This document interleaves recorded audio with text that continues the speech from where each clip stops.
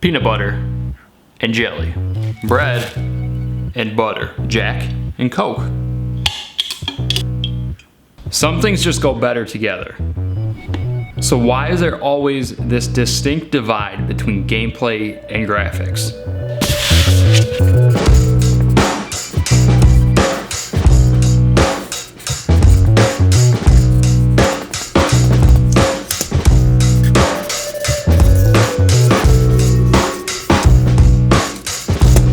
Now, in a perfect world, they would work together to deliver a great all-around experience. Unfortunately, such a few amount of games do this, but I want to ask the question, why?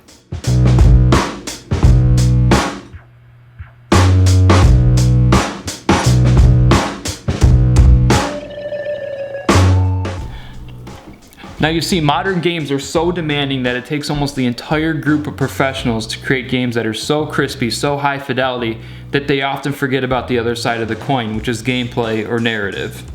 So for game content, the new console is targeted primarily at higher fidelity graphics and smoother frame rates. And these are great areas for us to focus on because they don't alter the fundamental gameplay. Okay. Now let's hop in our time machine. Now, back in a time when polygons weren't even really a thing, the only way for developers to really stand out was refining how the game felt and how the game played. And it was really hard for them to deliver stories on such restrictive hardware. Now, this is just my opinion, but some of the greatest games of all time were released then.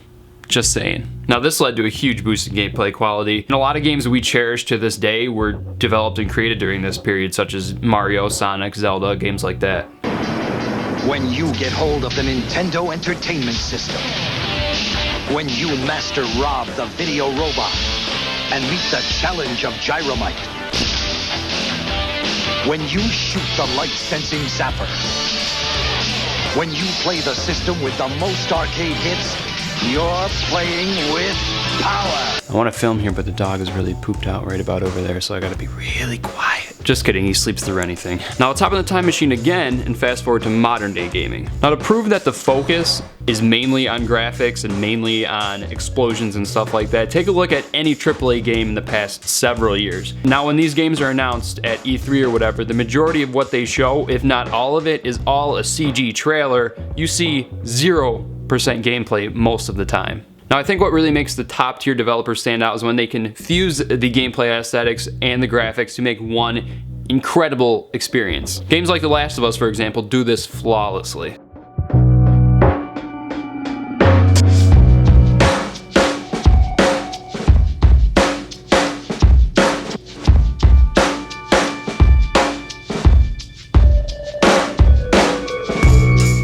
And that's what really separates Bethesda or Naughty Dog from other developers like Activision. And also added an AI system to it, so we have fish move out of the way when you get close to them. I'm all for amazing graphics, but only when it can complement the gameplay and make your experience better. Look, he's still asleep. We didn't bother him at all. Now, I've noticed a recent trend lately that kind of bothers me. It focuses more on specs and teraflops. Now, my problem isn't that they talk about that stuff, because it is interesting to know, and I do want to know that stuff, but they have a really hard time bridging the gap between specs and what you're actually going to be experiencing, because a lot of times those aren't equal, they don't correlate. The bigger and better engines like Unreal Engine and Frostbite, they don't do anything for us as a consumer if the artists and the developers behind those engines have no idea what they're doing with it.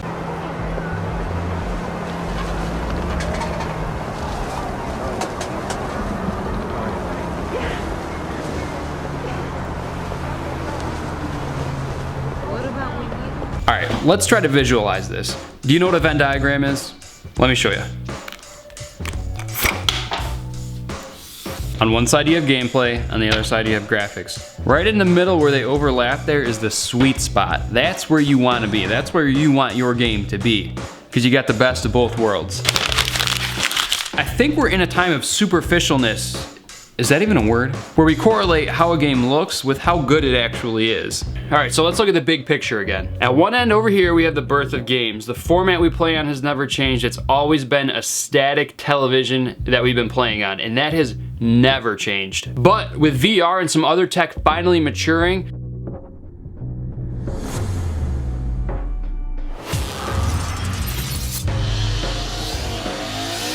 I think what's happening is that we're going through some really hard growing pains right now. We've always played with the same type of controllers on a static, non-moving television screen, and that type of control has been fine for a non-moving television screen. But now since Worlds, 3D models, everything is getting so big and so vast, we need something to play on to correlate with that. In 20 years, gaming on a TV is gonna be like playing an NES on a flat screen.